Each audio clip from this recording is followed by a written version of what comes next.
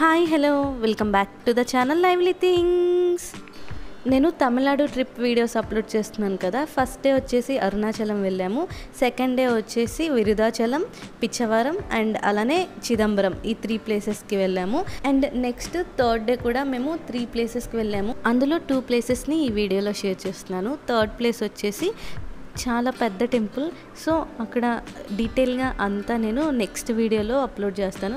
First అయితే ఈ 2 ప్లేసెస్ని చూసేయండి. మేము ఇక్కడ చిదంబరం నుంచి ఆ రోజు నైటే కుంభకోణం వెళ్ళాము. కుంభకోణం వెళ్ళి అక్కడే హోటల్లో స్టే చేసాము. ఇక్కడ ఇది వచ్చేసి మార్నింగ్ ఇంకా కుంభకోణంలో టెంపుల్స్కి వెళ్ళడం కోసం అని చెప్పి రెడీ అయిపోయాము. నేను రెడీ అయిపోయిన తర్వాత ఇంకా కొంచెం టైం ఉంటే ఇక్కడ హోటల్ రూమ్ టూర్ని అయితే షేర్ చేస్తున్నాను. మేము కుంభకోణంలో స్టే చేసిన హోటల్ నేమ్ వచ్చేసి వినాయక. ఇక్కడ కూడా రూమ్స్ ముందుగానే బుక్ చేశారు. ఇంకా నెక్స్ట్ వెళ్ళేవన్నీ కూడా అప్పటికప్పుడు బుక్ చేసుకున్నాము. కొన్ని చోట్ల ఈజీగానే దొరికాయి, కానీ కొన్ని చోట్ల వెతుక్కోవాల్సి వచ్చింది.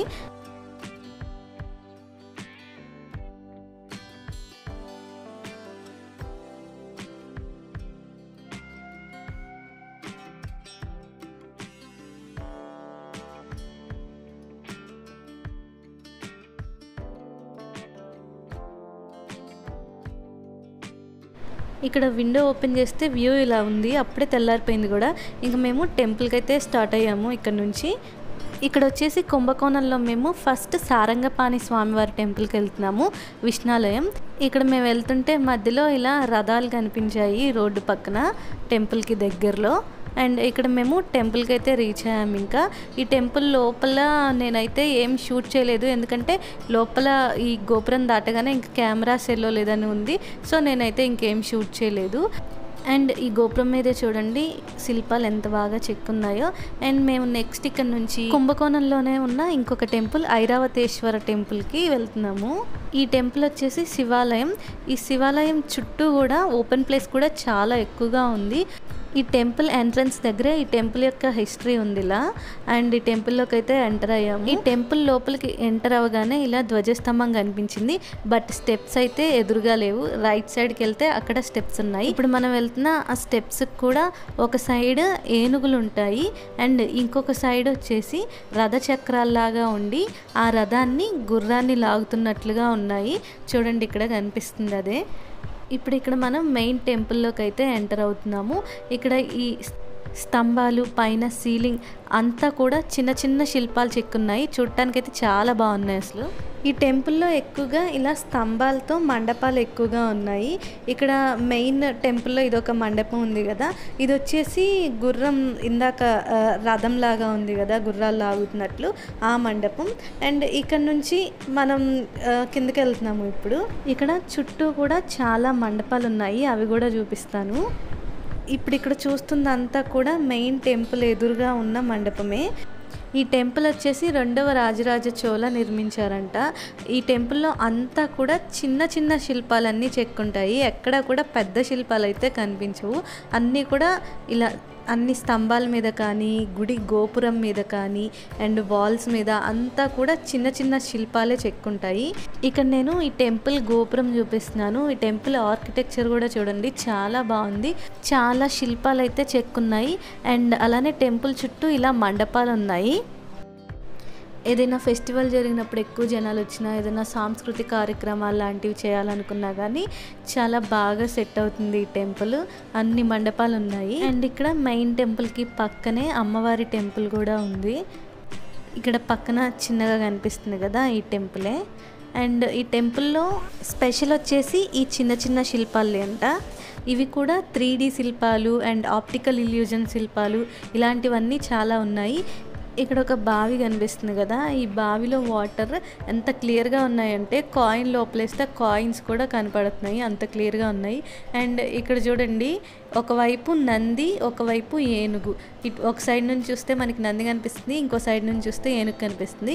ఇది వచ్చేసి మాకు అక్కడ వర్క్ చేసే ఆవిడ చెప్పింది, ఇక్కడ ఈ శిల్పం ఉంటుంది చూడండి అని చెప్పి. అండ్ ఈ టెంపుల్లో మ్యూజికల్ స్టెప్స్ కూడా ఉన్నాయి. ఫస్ట్ మనం గుడి లోపలికి ఎంటర్ అయ్యే ముందే బయట మనకి ఒక పెద్ద నంది కనిపిస్తుంది. ఆ నంది వెనకాల బలిపీఠం ఉంది. ఆ బలిపీఠం దగ్గర ఇక్కడ గ్రిల్స్ వేశారు కదా, అవే మ్యూజికల్ స్టెప్స్. అవి పాడైపోతున్నాయని చెప్పి అలా గ్రిల్స్ వేశారంట.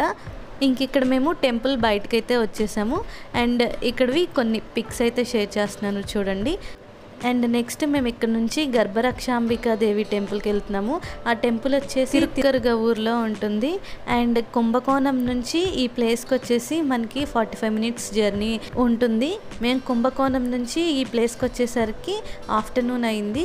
ఇంకా 1 అవర్లో టెంపుల్ క్లోజ్ చేస్తారు అనగా మేము వెళ్ళాము. ఈ టెంపుల్లో శివుడు ఉంటారు, అలానే అమ్మవారు ఉంటారు. ఈ టెంపుల్లో ఉన్న శివుడిని వచ్చేసి ముల్లై వననాథర్ అని పిలుస్తారు. అండ్ అమ్మవారిని వచ్చేసి గర్భరక్షాంబికా దేవి అంటారు. టెంపుల్లోకి ఎంటర్ అవ్వగానే స్ట్రైట్గా వెళ్తే మనం ఫస్ట్ స్వామివారి ఆలయంలోకి వెళ్తాము. అండ్ అక్కడి నుంచి మళ్ళీ రైట్కి వెళ్తే మనం అమ్మవారి దగ్గరికి వెళ్తాము, గర్భరక్షాంబిక అమ్మవారి టెంపుల్ దగ్గరికి.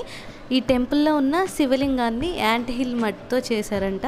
సో అందుకని ఈ టెంపుల్లో ఉన్న లింగానికి వాటర్తో అభిషేకం అయితే చేయరంట.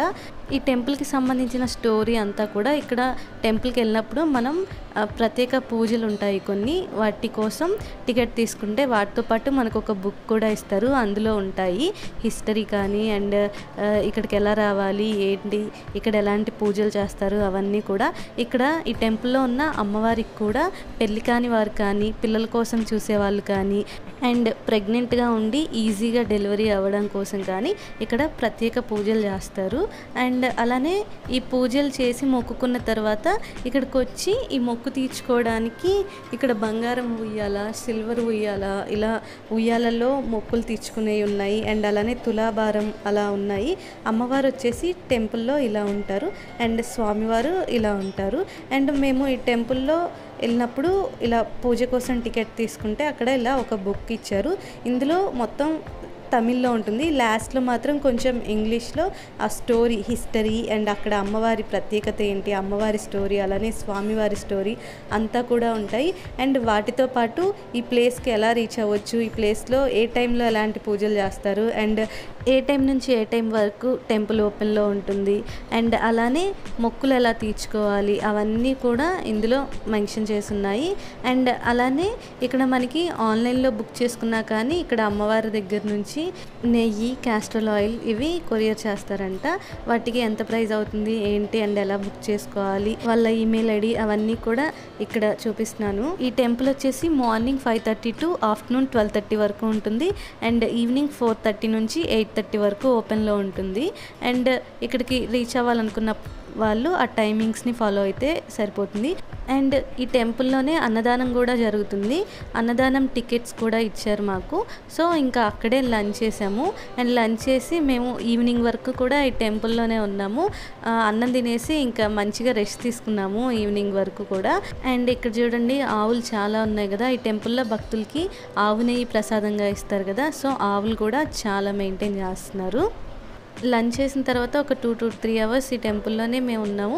చాలా ప్రశాంతంగా ఉంది, అంత ఎండ కూడా ఏం అనిపించలేదు. మేము హ్యాపీగా నిద్రపోయాము అసలు. మళ్ళీ ఈవినింగ్ గుడి ఓపెన్ చేసే టైంకి మేము ఇక్కడ నుంచి స్టార్ట్ అయ్యాము.